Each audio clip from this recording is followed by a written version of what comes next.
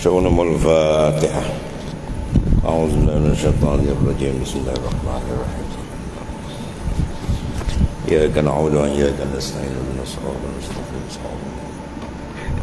غير المغضوب عليهم ولا الضالين ولا حول ولا قوة إلا بالله. ولا حول. بسم الله على الله.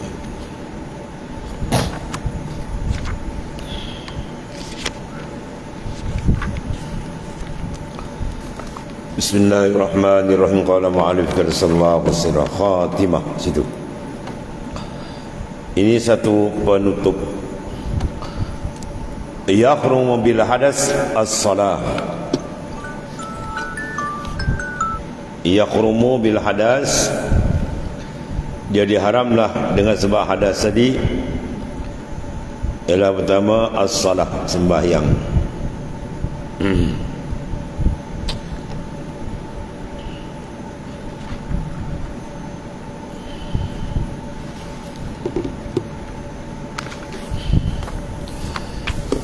Wa tawaf, dan mengerjakan tawaf.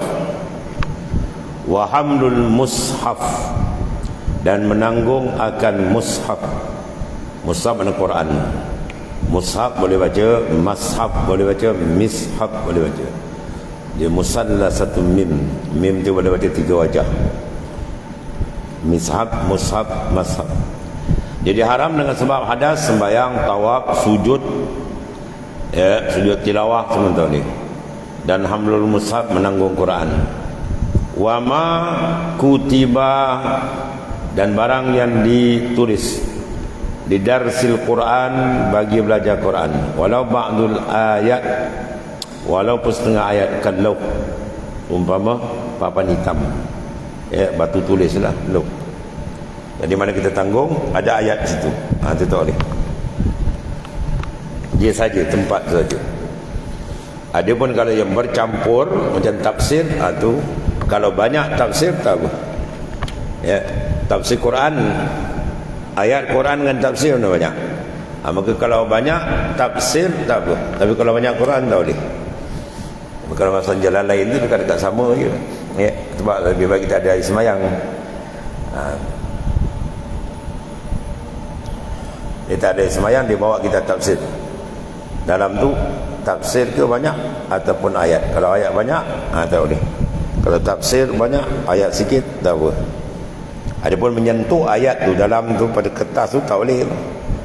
Ini masalah hamlu, tanggung. Kalau masuk sentuh tu ayat, dia mesti ada ayat, mesti ada semayang.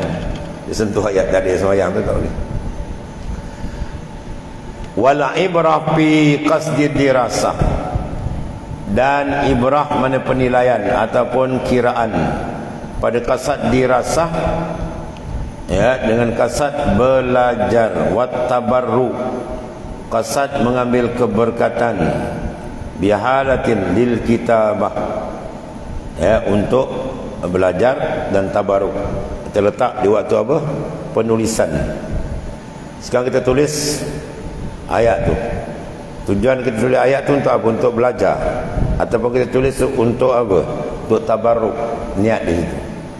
Kalau niat dia untuk Quran, maka dia kena cara Quran. Untuk tabarruk lain. Duna ma ba'daha. Bukan makna sesudah dia tu. Ba'dal kitabah. Jadi masa dia tulis ayat tu, sebelum tulis tu dia niat apa? Bukan dah saya tulis. Dia dah tulis kemudian dia niat Quran ke tak niat Quran, bukan. Masa dia tulis di papan hitam atau di kertas, dia tulis di kertas tu, ambil tabarruk ayat ni. Dia ambil tabarruk, niat tabarruk, bukan niat Quran. Itu lain. Atau di papan hitam, papan batu. Masa dia tulis dia niat apa? Kalau dia niat Quran, maka hukum macam Quran. Tu dia kata sini apa? Bukan sesudah atau terletak maksud penulisan tu. Wabil kitabah li nafsihi, bagi diri dia, au li ghairihi tabarukan, wa illa fa'amirih. Jadi penulisan adalah maksud menggunakan tulisan Al-Quran tu untuk apa? Belajar atau tabaruk. Itu terletak pada waktu dia tulis tu. Dia nak qasad dirasa atau tabaruk. Bukan lepas tulis baru dia nak qasad, tak. Ketika tulis tu. Atau tetap maksud penulisan tu baik untuk digunakan sendiri, tu mana linafsi bagi diri, ataupun diberikan kepada orang lain, atau dipanggil lighairi bagi orang lain, tabarukan. Ya, maknanya untuk mengambil keberkatan. Maksud dia orang yang memerintah menulis. Wa illa fa'amirih. Kalau tidak, dia tak niat apa, tengok orang suruh tulis, tulis. Orang suruh tulis untuk apa? Maka kalau dia niat untuk Quran, maka akan jaga hukum Quran. La hamluhu ma'al mata' la ayla yahrumu. Tidak haram menanggung Quran itu ma'al mata'in, serta mata benda. Anda bawa misab bersama dengan barang-barang tu tak haram jika ada munasabah. Contohnya dalam beg besar dia bawa, kan? Beg besar, jadi dia selitkan Quran kecil je. Pada adat maknanya Quran itu mengikut. Itu tak apa. Ya. Jangan dia buat elat dia beli Quran besar dalam beg. Jadi taulah arah hari semayang tak ada, dia letak ni jarum sebatang dalam beg tu. Orang kata bawa apa tu? Bawa jarum. Bawa jarum itu untuk sobek. Ya, tu tak pernah sabar kan? Beg besar, Quran penuh, dia angkat Quran. Kalau orang panggil, orang buat Quran. Tapi bila kena tak ada sembahyang, dia nak helah, dia letaknya apa? Jarum sebatang. Bila orang panggil, wah apa besar tu, bawa apa? Bawa jarum. Oh, kau bawa jarum pakai beg besar. Tu tak pernah sabar. Kalau kita bawa beg besar, barang banyak, kalau orang panggil kita bawa barang, cuma selitkan Quran, ada Quran kecil selit itu, tu tak apa. Quran tu mengikut situ. Tu kalau dia tak ada semayang, dia niat untuk bawa barang, tak apa. Ya. Jadi sebesar-besar beg Quran dia bawa, dia tak jarum sebatang. Bila orang tanya buat apa, buat jarum. Dia macam kau buat jarum pakai beg besar. Itu makna tak pernah sabar. Itu makna kata la hamluhu ma'al mata' la ayla yahrumu. Tidak jadi haram menanggung Quran tadi, tak ada air sembahyang, tapi serta ada mata benda. Itu maksud dia. Maknanya ditanggung dengan mata benda, dengan syarat pada adatnya orang panggil menasabah, yang ditanggung itu adalah barang. Kalau dia tadi barang sikit, barang sikit, jarum sebatang, dia letak Quran, dia kata bawa jarum, itu tak menasabah, tak boleh macam tu. Macam tu dia kena ambil semayang. Habis. Kemudian wal mushafu ghairu maqsudin bil hamli. Ya, jadi mana tadi kita bawa mishaf tu bersama dengan barang tu tidak haram asal tidak bermaksud membawanya. Jadi di qasad tadi bawa beg besar. Qasad dia pun bawa beg tu, ada barang-barang dia, baju dia dan sebagainya, dan dia tidak qasad bawa Quran. Quran ikut selit dia. Dah, tu tak apa. Kalau di qasad bawa Quran, menanggung Quran, tak ada sembahyang, tu tak boleh, haram guna. Ya. Jadi sini dia kata ghairu maqsudin bil hamli. Tidak dikasadkan dengan tanggung tu tanggung Quran. Baru dikatakan tak apa kalau dia tak ada sembahyang. Tapi yang terbaiknya ada sembahyang lah. Kemudian wa masu. Tengok tadi apa? Hamlu. Hamlu makna tanggung. Sini masu, sentuh. Wa masu waraqatin walawil bayat.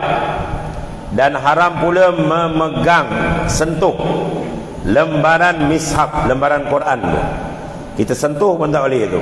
Tadi tanggung lain, tanggung lain, sentuh lain. Sentuh walau al-bayat, sekalipun bahagian kosong Quran, kan, sentuh dia. Ataupun sentuh tengah tu, tengah-tengah tulisan Quran tu kan kosong tu, tersentuh kat situ, tak ada sembahyang, maka diharamkan akan dia. Itu maksudnya haram masul waraqatin walawil bayat au nahwi zarfin uidda lahu wa huwa fihi, ataupun dia menyentuh seumpama zaraf bekas, ya. Kita panggil apa tempat Quran tu kan, dia punya dompet Quran tu, sampul, memegang bungkusan Quran. Ada Quran yang sedang tu ada tali tangkai tu kan, di waktu terpakai membungkus, mana Quran ada dalam tu, kita sentuh dia, itu pun tak dibenarkan, melainkan kena ada air sembahyang. La qalbu warakatin bi'udin, la ailah yarumu, la mana la yahrum, tidak haram, qalbu warakatin bi'udin, tidak haram membalikkan warakah, membalikkan helaian Quran bi'udin, dengan kayu. Kita ada kayu ke, atau kayu tempat penunjuk Quran ke, ya, kita tak ada semayang, dia baca Quran, sekali nak balik muka surat, jangan ditanggung, jangan dibalik macam ni, dia kena balik kuis macam tu. Jadi orang panggil tak panggil menanggung tu, dia balik macam tu, atas kayu tu belah atas terkuit, itu tak apa,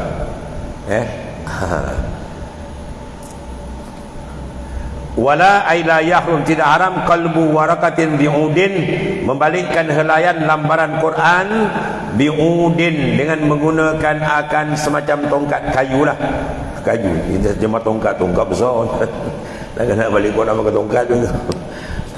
Maknanya pak penunjuk dia ke, bila tu iza lam yanfasil alaihi, dengan syarat apabila tidak bercerai. Lambaran Quran tu kan, dalam Quran tu dia tak bercerai, mana masih terikat dengan satu buku, satu kitab. Jadi kita balik begitu, tak apa. Kalau jangan dia bercerai, kalau dia dah bercerai, kita balik begitu, kita menanggung, ya. Kalau dia bercerai, dia panggil nanggung. Makna dia nak cerita sini, makna tanggung atau tidak. Kalau tanggung aja, maka hukum dia haram kalau tak ada air sembahyang, ya. Jadi kalau kita kuis setiap sembahyang, kita kuis tak lama tanggung, maka itu tak apa. Wala ay wala yahrum, mana tidak haram ma'a tafsirin zat, serta tafsir zada yang lebih. Mana kitab tafsir Quran, kita tak ada semayang, ya, dia nak pergi mengaji dia pun dah tempat ambil semayang, dia pun capai tafsir. Kitab tafsir tu banyak tafsir ke banyak ayat? Kalau banyak tafsir tak apa, ya, itu mana dia sebaik ini kan ada semayang lah. Majlis ilmu pun lebih baik ada semayang, sebab wudu tu nur, ilmu tu nur, bau nurun ala nur, bau dicahaya lagi kuat. Ilmu nur kan, wudu tu pun nur, sebab wudu bisa orang semayang tu dari kiamat pada masyarakat Nabi nampak orang yang ada cahaya wudu, mana wudu tu ada nur. Wala ay wala yahrum ma'a tafsirin, dan tidak haram menyentuh tafsir Quran yang lebih banyak. Apa yang lebih banyak? Tafsir tu lebih banyak. Walau ihtimalan, walaupun secara apa panggil ihtimal, persis makna ihtimal, maknanya kita berat sangka ini rasa ni banyak tafsir ni, tak apa. Tapi kalau kita tengok surah, tengok ayat ni banyak, tafsir sikit ini, jangan tanggung, ya. Kemudian wala yumna'u, dan jangan ditegah sabiyun, jangan ditegah sabiyu akan kanak-kanak mumayyizun muhdisun. Sekarang kita ada anak-anak kita, apa makna kanak? Belum balik, itu kaedah bahasa Arab. Rajulun balighun min bani Adam. Kalau disebut rajul, bermakna sudah balik. Kalau disebut sabi, itu makna belum balik. Itu bahasa Arab dia lain kan ni. Kita kalau laki-laki, tak kira tua muda, tua bangka pun laki-laki. Kan? Sebab dalam ayat kalau kita tengok kan, wa ma Muhammadun aba ahadin mir rijalikum. Sekarang seorang orang bertanya kita, wa ma Muhammadun, dan tidaklah Muhammad sallallahu alaihi wasallam itu, ya, aba ahadin, bapa kepada seorang daripada laki-laki kamu. Kalau kita terjemah bahasa Melayu kita, jadi orang confuse. Nabi kan ada anak laki-laki kan, Sedangkan Nabi pun digelar dengan apa?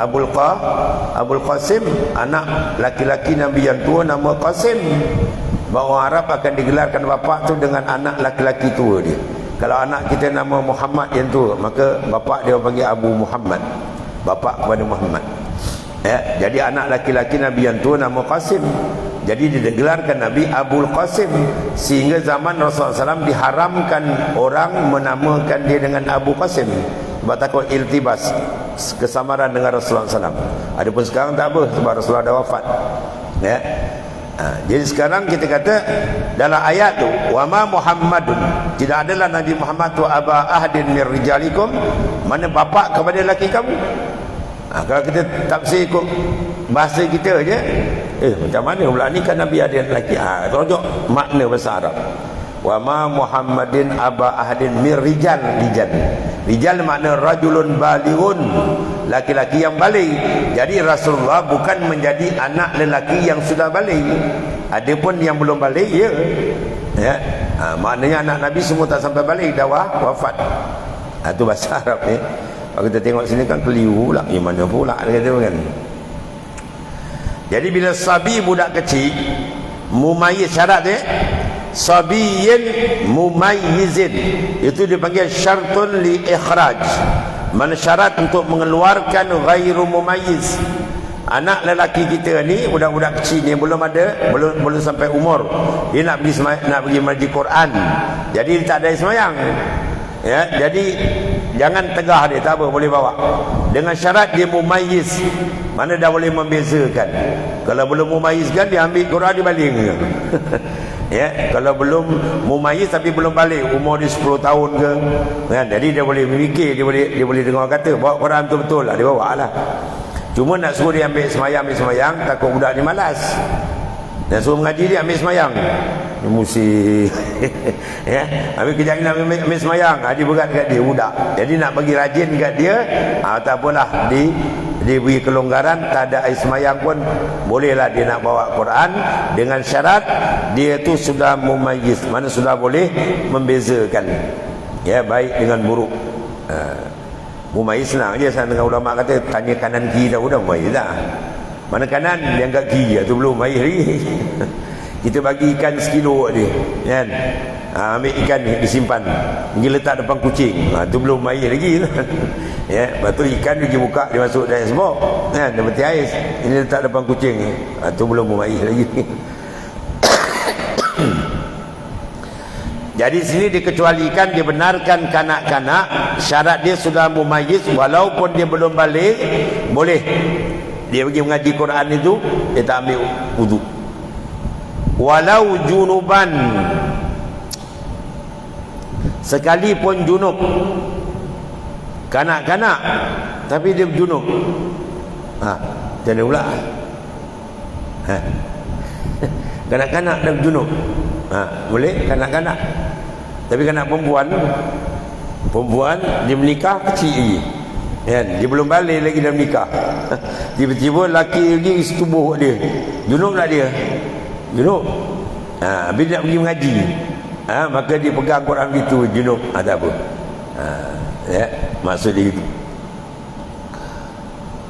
Hamla wa massa nahwi mashafin. Jadi mana kanak-kanak mumayyiz yang menanggung hadas tadi, kan?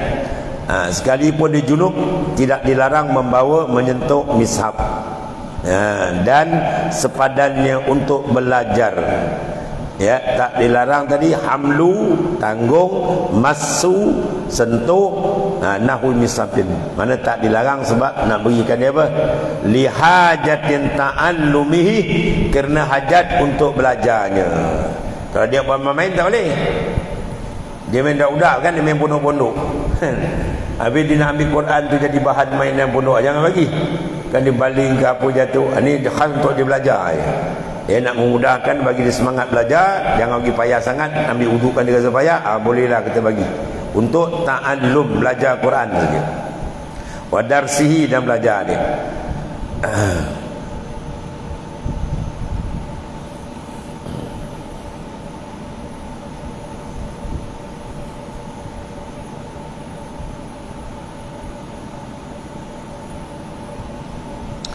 ataupun wasilahnya, ya, kahamlihi lil maktab, umpama wasilah untuk belajar, membawa kepada apa, ke meja guru dia, ke depan guru untuk mengaji. Jadi dia bawa ni nak mengaji depan tok guru, tuan guru dia ke, ya, guru Quran, dia bawa letak itu. Itu tak apa, ya. Wal itiyani bihi, dan bawa datang dia lil muallim, bagi guru dia, li yu'allimahu minhu, supaya mengajar dia guru tadi akan dia daripada Quran tadi. Itu tak apa. Habis. Kemudian wa yahrumu tamkinu ghairi mumayyiz. Tengok. Tadi dikaitkan sabiyyin mumayyizin, kanak-kanak boleh, tapi yang sudah cerdik, sudah mumayyiz. Sini sebaliknya, haram tamkinu ghairi mumayyiz. Haram kita serah Quran pada kanak-kanak yang belum mumayyiz. Kanak-kanak baru boleh berjalan 2 tahun. Kita bagi Quran dibaling dia. Dia kan kerti jaga, kan? Cakap pun tak kerti lagi. Jangan bagi dia pegang Quran, kan dibaling Quran kan. Min nahwi mashafin, atau seumpama mishaf, kitab ke apa semua, ya, walau ba'di ayatin, walaupun setengah daripada ayat Quran. Jangan bagi kanak-kanak yang belum mumayyiz. Sebab apa? Sebab memelihara jangan Quran itu terjatuh maknanya. Sebab Quran ni kena jaga, letak pun kena jaga tuan. Quran kalau susunan, kita kena letak Quran di atas sekali. Letak tarak ke nak susun, Quran atas.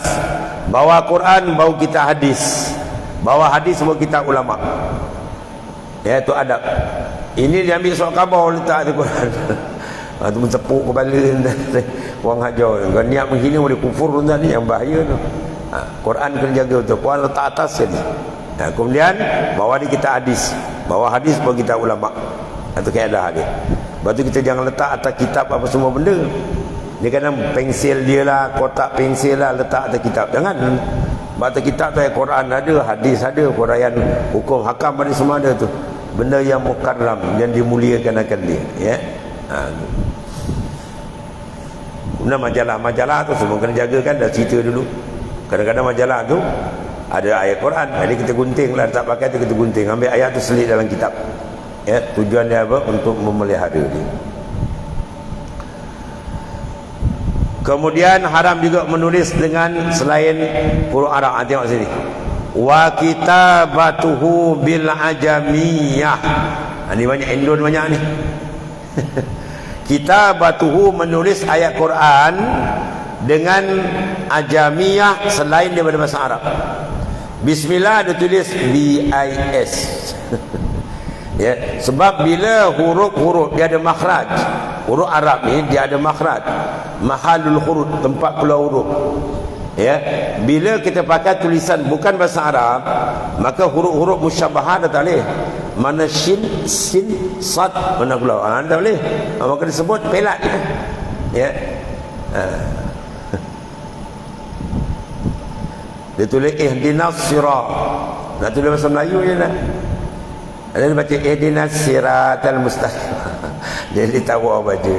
Dia nak azan, dia bersuruh hayya ala salah. Orang pun tanya siapa salah, siapa betul. Ya, datang kena. Bila Arab dia ada makhraj, ya, sifat huruf. Kemudian huruf pula dalam keadaan tajwid. Tu kena ngaji tajwid lah. Ada sifat zati, ada sifat aridi, macam-macam ada itu. Jadi kalau dia tulis lain daripada Arab tak boleh. Sebab tu rosak kitab-kitab dulu bila diterjemah pada bahasa lain. Injil asli, bila masuk Jerman ni dia pakai bahasa dia, bahasa Jepun bahasa dia, habis dia tak dapat asli lagi. Keaslian sebutan, asli itu lain, sebutan tak sama. Sebab tu bahasa Arab dia jangan tulis Quran dengan bahasa lain, ikut bahasa tulisan bahasa Melayu dia ke, Jawa dia ke, ya, Cina ke, tak boleh. Dia kena pakai bahasa Arab juga. Sebab begitu ada sebutan yang khusus. Sebab tu Quran kata apa? Quran ni Quranan Arabiyan, bukan Melayuian punya. Arabian, Arab. Bila bahasa Arab dia kena datang satu. Yang kedua, bahasa Arab dia ada balaghah dia. Ya, dia ada balaghah, ilmu balaghah. Kalau tak ada balaghah, ilmu lain tak ada untuk dia. Kalau kita kata alif lam mim zalikal kitab, zalik tu dah dalam kan. Za isim isyarat, lam berkata lika, zalika. Lam tu lam isyaratul lil mu'li. Bermakna makna dalam Quran ni bukan sebarang. Semua maknanya dalam. Kalau kita pakai bahasa Melayu biasa tak dapat menangkap keaslian Quran tu. Habis. Dia jangan tulis bahasa lain daripada asli bahasa Arab Quran. Bahasa Arab kan tulis. Habis. Dia satu juga kitab-kitab Jawa Jawa dia tuliskan bahasa Jawa. Dia orang baca-baca bunyi ingatkan bahasa Arab, rupanya bunyi Jawa. Dia tulis Jawi kan, tapi Jawa. Kalau tengok kelakar sebutan dia tu. Ada kitab Jawa. Habis wa wadu'u nahwi dirhamin fi maktub. Demikian pula meletakkan semacam wang di tempat yang tertulis Al-Quran. Tempat Al-Quran kita letak duit kita. Kan? Dia takut duit dia kena cuci toyol. Duit dia ada 5,000. Dia takut toyol ambil dia letak dalam Quran. Jangan. Quran tu duit tu akan menindih Al-Quran. Quran kalamullah. Sebab dia kata wa wad'u, dan meletakkan nahwi dirhamin seumpama duit fi maktubih, pada tulisan Quran tadi. Ya, tak boleh itu. Wa ilmi syar'in, dan ilmu syarak. Ilmu syarak apa? Kitab akidah kita, kita ilmu fiqh kita, ya, kita tasawuf dan ilmu-ilmu berkaitan dengan syarak, sirah dan sebagainya, jangan diletakkan benda atas dia. Itu adab dia. Dia kadang biasa kita perasan pensil dia lah, kadang bolpen dia kotak, kotak apa? Kotak apa ni? Pek mata dia letak tu. Jangan letak atas tu. Itu tak ada adab ni. Salah. Kazalik, demikian juga haram ja'luhu, menjadikan dia tadi baina awraqih, antara, maknanya apa? Antara lambaran tu. Antara tu pun tak boleh. Apa tak letak tak boleh. Antara pun jangan. Khilafan syaikhina, menyalahi guru kami. Kalau guru kami antara tu ada khilaf. Tapi sebaik janganlah.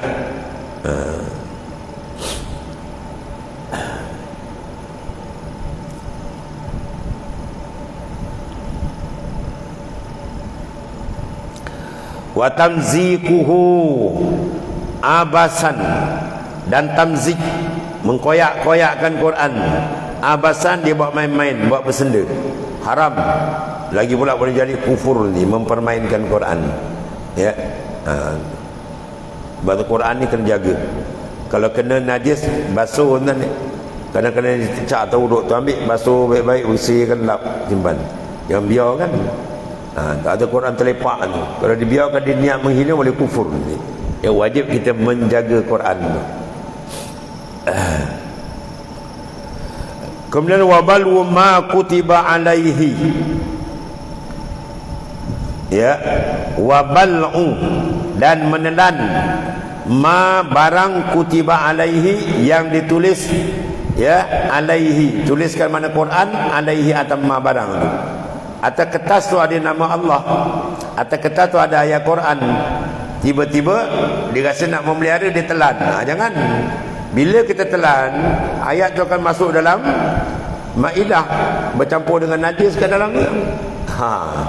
Kadang-kadang dia tak perasan, nak jaga dia telan, dia makan dia telan. Dia niat tu baik, tapi ke mana pergi ayat tu? Dia turun ke bawah kan? Dia pergi tempat najis. Itu maknanya. Adapun dilarang juga ialah bal'u, makna menelan. Ma kutiba, barang yang dituliskan Quran alaihi, atas dia, kertas dan seumpamanya. La syurbu mahwi, tetapi tidak haram meminum air basuhan pelebur Quran. Di tanah Arab biasa dia orang kadang-kadang kan, anak pernah sekali kena dululah masuk rumah Adam Salin di Terengganu, rumah pertama tu. Jadi kebetulan anak tu, sulung tu dia songsang, ya, kaki dia keluar dulu. Kaki nak keluar dulu. Jadi ada ayat-ayat dia boleh kita gunakan. Dalam kitab Ihya pun ada, kalau kitab Melayu kita Sadikin pun ada, ya. Dalam tu ada beberapa ayat. Kita ambil ayat, kalau boleh kita ambil air zam-zam, guna pinggan Cina tu, pinggan tertulis ayat tu, ada cara-cara tulis dia, kemudian kita sapu. dengan air tu. Dah tulis habis, dengan jarilah tulis. Dan tersapu habis, bagi minum. Dengan keberkatan tu bagi minum, Allah Ta'ala bagi. Budak tu pusing. Jadi beranak macam biasa lah. Dia tengok macam tu ramai orang datang, mau buat tempayan kacau gitu. Jadi nak cerita tadi, kita tulis ayat dalam tu ada nama Allah, macam-macam doa semua kan. Jadi kita sapu, bila sapu dia tak ada dah, kita minum, jadi tak ada tulisan ni dah. Bersalahan kertas tu kita telan, dia ada lagi dalam ni ya. Kalau sapu dia tak nampak pun dah. Itu dia kata la syurbu mahwi, tidak diharamkan meminum mahwi, maknanya penghapusan air tu, yang kita hapuskan dengan air kan tulisan, itu tak apa.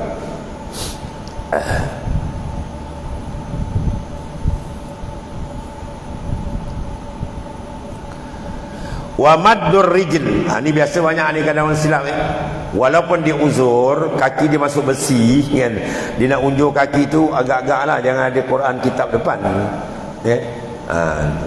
Tengok ni maddur rijli makna mengunjurkan kaki, lil misaq, Quran dia depan dia unjur kaki macam tu, oi bahaya tu, haram hukum dia tu. Ya, kalau niat menghina boleh kufur, walayazabillah. Ma lam yakun ala murtafi', selama tidak terletak di tempat tinggi. Kalau Quran tu ada tinggi atas rak, kaki kita bawah gitu, tu tak boleh. Ni Quran rendah, kita undur kaki, tu tak boleh. Ya, kalau tempat tinggi atau lemari apa, itu tak apa. Lebih baik janganlah. Tapi kalau tu tinggi tu, dimaafkan. Itu maksud apa? Benda-benda yang berhubung dengan apa? Al-Quran wajib kita jaga. Dan satu lagi, wa yusannul qiyam lahu kal alim, dan sunat berdiri menghormati Quran. Ada seorang ulama besar tadi, Syekh Ali As-Sabuni, ada lagi tak silap di Mekah, dia mengarang kitab Safwatut Tafasir. Jadi kitab dia Safwatut Tafasir, banyak dia buat kajian. Dan dia kehebatan dia kalau tulis rukun iman 6 perkara tu, beriman kepada Allah satu kitab tebal, beriman pada Rasul satu kitab tebal. Kita beriman Allah Rasul ke iman, 2 muka dah habis. Itu kealiman Syekh Ali As-Sabuni. Dia datang Malaysia sekali ya, dia punya keilmuan sampai almarhum tuan guru ni Abdul Aziz pun cium tangan dia dan hormat besar alim ilmu itu. Satu tempat dia pergi ceramah, dia tengok keadaan Quran tu tak terlalu tersusun, dia tak nak naik. Dia kata uruskan tu, angkat Quran tu letak atas dia, mau dia masuk. Terasa orang letak Quran tu tinggi, mau dia masuk. Itu ta'zim, menghormati Al-Quran ya. Kalamullah kan, bukan sembarang. Jadi sunat bagi kita ni, kalau orang buat Quran misalnya kita duduk, kita bangun ya. Ni jarang orang buat ya. Orang lalu buat Quran, kita bangun sebab menghormati akan Quran. Sunat tu yusannu al-qiyam, disunatkan berdiri lahu lil Quran, sama juga kal alim, sama juga dengan orang alim ya. Tuan guru kita datang, ulama datang, kita bangun. Itu sebenarnya kalau tuan guru saya mursyid, tuan guru Sidi Abdul Rashid, dia alim 4 mazhab. Dia kalau masuk kuliah tu, dia datang semua bangun. Jadi sini kadang-kadang kita tengok sini siapa yang menang kan. Budak-budak sekolah menang. Cikgu dia masuk, dia orang nak ya. Cikgu datang semua bangun. Assalamualaikum cikgu. Budak-budak pandai begitu. Kita kadang tunggu datang lah, dia duduk ya. Kurang adab lah ya. Tu guru lah. Saya kalau datang tuan tak payah bangun, saya bukan guru, kita muzakarah ya. Ya, ulama-ulama besar tu datang bangun, jadi hormat. Sebab apa? Dalam dada mereka tu ada Quran, ilmu Quran semua ada. Tu dia kata sini yusannul qiyam, disunatkan berdiri lahu lil Quran, bandingan ni kal alim ya, sama juga bagi orang bal aula, bahkan lebih aula ya. Jadi sunat menghormati Quran sebagaimana berdiri menghormati orang alim, bahkan untuk Al-Quran lebih aula. Kalau orang alim tu kita hormat, Quran lagi besar. Sebab Quran tu kalam Allah itu maknanya. Kemudian wa yukrahu ila akhir wallahu a'lam.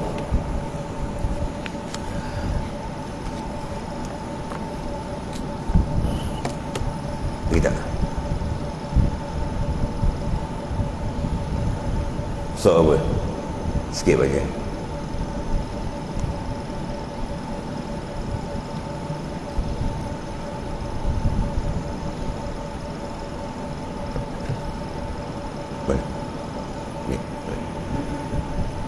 Bismillahirrahmanirrahim. Qala mu'alif sallallahu alaihi wasallam, wala tatlub minhu an yukhrijahu min halatin liyasta'milaka fima siwaha falau aradaka lasta'malaka min ghairi ikhrajin.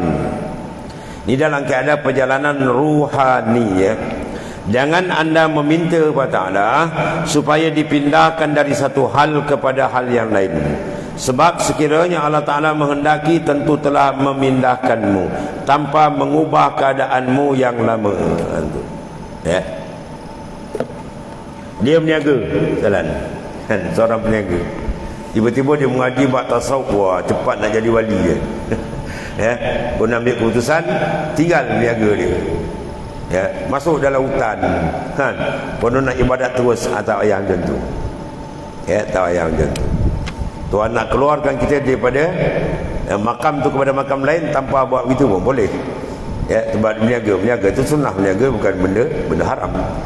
Itu maksud dia. Banyak lagi contoh-contoh lain. Kemudian dalam hikayat ada seorang saleh, biasa bekerja dan beribadat. Ya, dia berniaga ke darat ke laut, dia buat kerja biasalah, dan rajin dia beribadat sama naik. Ya. Lalu ia berkata, andaikan aku boleh mendapatkan untuk tiap hari 2 potong roti, nasaya aku tidak susah bekerja dan perlu ibadat. Diminta, ya Allah, kau berilah aku dapat satu hari 2 potong roti pun jadilah. Aku nak speed ibadat ni, kan? Padahal dia bekerja macam biasa, ibadat pun dia boleh, kuliah boleh pergi, masjid Abu Surah dia boleh ibadat. Agar semangat dia terlebih tu, diminta Allah Ta'ala supaya beri dia 2 potong roti je. Ya. Baik. Bila diminta begitu, tiba-tiba ia tertuduh nak sangat. Tuhan bagi satu kes yang mana dia tak buat, tapi orang tuduh dia, dan dia tertuduh karenanya dia harus masuk penjara. Akhirnya kena masuk penjara. Bila masuk penjara, dapat roti 2 potong, ambil. Tadi nak 2 potong, kan, kau minta roti 2 potong, buat apa? Kita minta selamat. Allahumma inna nas'aluka salamatan fid din wad dunya wal akhirah. Itu yang kita minta. Ya Allah, minta berikan kami keselamatan dunia dan akhirat, pada agama, dunia dan akhirat. Macam mana Tuhan nak urus, serah Allah Ta'ala. Dia tahu dia cara urus kita, biar jadi kita selamat.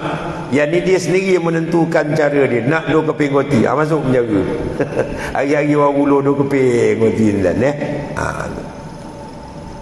Kerana itu akhirnya Tuhan set cerita tu, dia masuk penjara kena tertuduh. Dapat 2 potong roti. Kemudian setelah beberapa lama dia menderita dalam penjara, ia berfikir bagaimana sampai terjadi demikian, apa sebab yang aku tersumbat ni. Tiba-tiba teringat dalam perasaan dia, engkau meminta 2 potong roti dan tidak meminta selamat, maka kami memberi permintaanmu. Atas lagu you nak 2 keping roti, ambil 2 keping roti. Patut dia minta selamat, bukan 2 keping roti. Tapi dia ni orang hebat juga ni, bukan sebarang orang. Mana dalil, tengok ni. Setelah itu dia meminta keampunan dan membaca istighfar, maka ketika itu pula pintu penjara terbuka dan lepas dari penjara. Itu nanti dia orang hebat juga, ya. Lepas tu dia istighfar, dia berdoa, pintu penjara itu buka, boom. Itu nandakan dia handal juga lah. Jadi maknanya ajar adab, minta selamat, jangan minta pandai-pandai kita sendiri. Itu pandai-pandai mungkin tu. Kita rasa dengan 2 keping roti ni aku besok Tuhan bagi 2 keping roti, tak tahan pula. Duduk dalam penjara dah tak tahan. Akhirnya minta ampun balik kepada Allah Ta'ala, ya. Allah Ta'ala tak marah kita ambil nikmat dia. Yang dimarah kita apa? Jangan lalai. Lalai tu tak. Ambil nikmat dia boleh, lalai jangan. Sebab tu lebihnya boleh disebut zikir. Ingat ke dia tu penting. Rukun pertama yang paling penting dalam hidup kita, setiap napas kita jangan lalai. Kita nak makan, ambil nikmat lain, ambil lah, Tuhan tak marah, kan? Kulu washrabu, makan minumlah, kurnia dia. Tapi wala tusrifu, jangan melampau. Dan setengah daripada melampau, lalai. Ambil tak nampak dari Tuhan. Lepas tu berbangga pula, ni saya cari ni, kalau tak ada saya mana dapat. Lagi kacau. Ya, tu lagi babas kan ni. Dia dah nampak rezeki Tuhan dia ambil, Tuhan bagi. Dia nampak dia pula hebat. Dia tak nampak Ar-Razzaq, pemberi rezeki ialah Allah Ta'ala. Itu yang dia tak mahu, atau Allah tak mahu kita jangan lalai. Itu maksud dia. Habis. Kemudian sebab Allah Ta'ala menjadikan manusia dengan segala hajat. Allah Ta'ala jadikan kita ni berhajat, makan, minum dan sebagainya. Tidak sebagai malaikat. Malaikat Tuhan jadikan dia, tapi tak ada hajat makan, tak ada hajat minum. Itu kehendak Allah Ta'ala. Tuhan set manusia macam ni, malaikat macam ni, macam-macam makhluk dia. Itu semua ada hikmat ilahi. Ya. Boleh Tuhan nak jadi kita tak perlu makan minum? Boleh, tak ada apa-apa. Tak ada masalah. Tuhan boleh jadikan. Yang makan mati, yang tak makan tak mati. Boleh kan? Ashabul Kahfi tidur berapa tahun tak makan, ya, 10 tahun tidur tak ada mati pun. Ada satu orang koma tadi, koma di hospital 6 bulan dia koma. Akhir jaga elok sihat macam biasa. Tak nak jadikan ada macam-macam. Dia koma je, tak ada nokta. Kita ni tak koma, nokta dulu. Ini nokta habis terus. Dia koma je tadi. Sebab Allah Ta'ala menjadikan manusia dengan segala hajat keperluannya, sehingga tidak perlu manusia tadi khawatir atau ragu atau jemu terhadap suatu pemberian Allah. Sebab Tuan-tuan jadikan, manakala Tuhan jadikan dia tak berhajat. Dia tak berhajat, orang beri, jemu nak, ya. Satu makanan ni kita tak minat, orang bagi je, jemu nak. Tuan tahulah aku tak nak. Sebab apa? Dia tak berhajat. Sifat hajat tu Tuhan tarik. Dia tak rasa nak benda tu, kita bagi, dia jemu lah. Tapi bila Tuhan beri sifat dia nak benda tu, elok dia boleh ambil. Jadi Tuhan jadikan kita ni berhajat, berkenak pada benda sekian-sekian, kepada keperluan-keperluan. Itu sengaja Tuhan jadikan. Kalau Tuhan tak jadikan, tak ada lah kita berkenak. Jadi hakikat dia tu ada tujuan, ada hikmat. Meskipun berbentuk penderitaan bala pada lahirnya, ya, sebab hakikatnya nikmat besar bagi siapa yang mengetahui hakikat. Kadang manusia tu perlu dia tu diberi sakit. Ya, sebab sakit tadi akhirnya jadi orang baik. Dia dulu tak pernah semayang, masjid surau tak kenal. Sekali Tuhan jadikan dia satu keperluan untuk dia bertaubat. Kena sakit. Dia sakit kat sini terlantar, mau ya Allah, baru dia sedar. Lepas tu sihat, mau jadi orang soleh. Boleh? Macam-macam Tuhan jadikan. Ya, dengan sebab bala macam-macam lah ya. Ada satu cerita sahabat saya sendiri. Dia cerita isteri saya ni, tu guru dia punca dia pakai tudung nak tahu. Dia pula cerita, dia naik lift, tiba-tiba blackout. Ya, lift api padam. Dia dalam terperangkap dalam lift tu 5-6 jam tuan. Dia rasa macam dalam kubur, takut. Keluar tu pergi kedai beli tudung, tobat. Bukan bayar. Tuan nak pergi kesedaran kan sekejap ya. Dan dia terperangkap kat lift, balik keluar lift terus dia bertobat tu.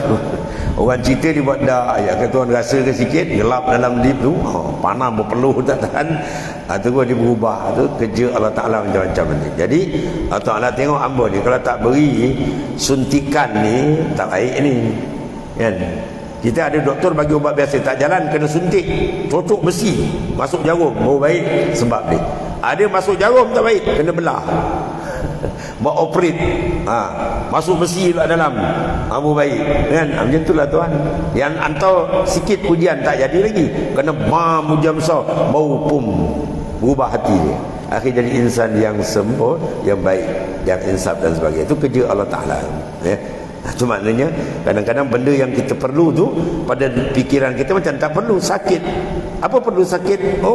Orang yang tak kenal Tuhan ni kadang-kadang sakit tu satu keperluan. Bila dia sakit maka dia bertaubat dan sebagainya. Itu susunan Allah Ta'ala tu macam-macam. Sebab dia kata ma khalaqta hadza batilan subhanak. Allah tak jadikan semua benda tu sia-sia dah. Semua ada hikmat. Dia jadi macam ni ada hikmat dia. Dia buat macam ni ada hikmat dia ya. Tu maknanya.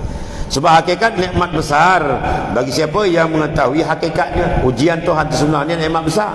Kadang Tuhan nak angkat dia, kadang Tuhan naikkan martabat dia, kadang Tuhan nak hapuskan dosa dia. Itu di antara dia lah. Dia minta surga, Tuhan terima. Allahumma inna nas'aluka atau umma inna as'aluka ridhaka wal jannah. Ya Allah, aku mohon keridaan-Mu dan syurga. Okey, Tuhan terima. Mana dia disenarai akan masuk syurga. Tapi keadaan dia nak mati seminggu lagi. Dengan dosa dia ni penuh langit bumi. Tak boleh masuk ni syurga ni. Ya, jadi Allah Ta'ala sendiri set Dia nak minta ampun terlambat banyak, Tuhan hantar dia penghapus dosa dia. Sakit tu, demam tu, sakit tu habis. Elok dia dengan ujian sakit, dosa dia pun habis. Elok malaikat maut pun sampai, dosa dia bersih, syurga balik. Itu macam-macam cara Allah Ta'ala, ya.